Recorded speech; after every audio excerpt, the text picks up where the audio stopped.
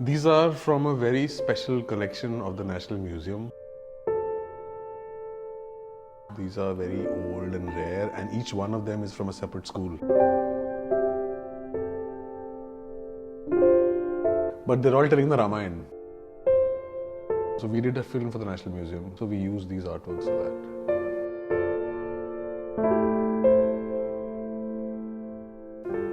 Then those are Persian miniatures. K.G. Subramanian.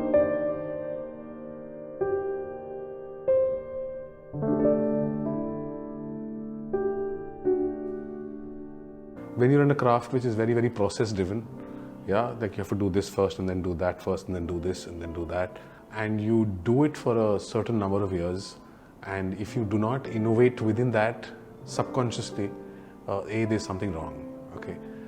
B, if you like the craft that you are practicing and you do not expand it, then your own excitement dulls down. I mean, how long can you do the same process again and again? Okay, so innovation comes very instinctively. Okay, it happens by chance because you are making sure you're having a lot of fun. Especially if you do something day in, day out for, let's say, 10 years, then it is as good as, I don't know, it's as good as selling vegetables or making pan or making chai, you know, and you will die if you keep doing it again and again and again and again till you don't really push an envelope. So I would say expanded animation came to me by chance, okay?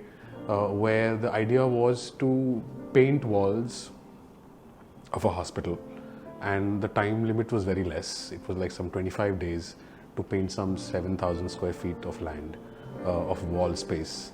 And the best solution that I could come up with was, how about painting animation frame by frame on this? Okay, that's where it began, my journey with expanded animation, and which sort of yielded great results as far as the output was concerned. But it all happened in a very instinct manner.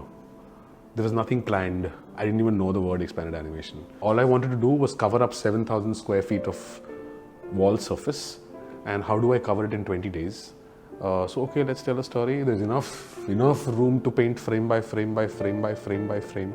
And if in the process, if you shoot the whole process with 2 cameras or 3 cameras, and you put them together and combine and make it into a film, something which you hadn't thought of happens, you know. And he or she, whoever looks at the film, also scratches their head, ki ye kya ho raha hai, you know. And that's the film I was talking about, Talking Walls, which sort of got a lot of support and acclaim in terms of aap sahi ja rahe ho, you know.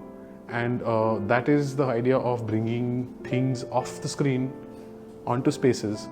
And one had seen, if you notice the Indian temples, especially the ones that we saw in Mount Abu and all of that, you know, the Indian Jain temples and Hindu temples, the whole sequential art bit of it, the Buddhist paneling in their whatever, you know. So the whole business of sequential art. And you know, if you go to these, especially Mount Abu temples, you have these women dancing in multiple forms, but each form is separate. You know, if you just shoot it with the right orientation, we are talking animation. So that was the only reference as far as Talking Walls was concerned, and getting into the whole idea of expanded animation.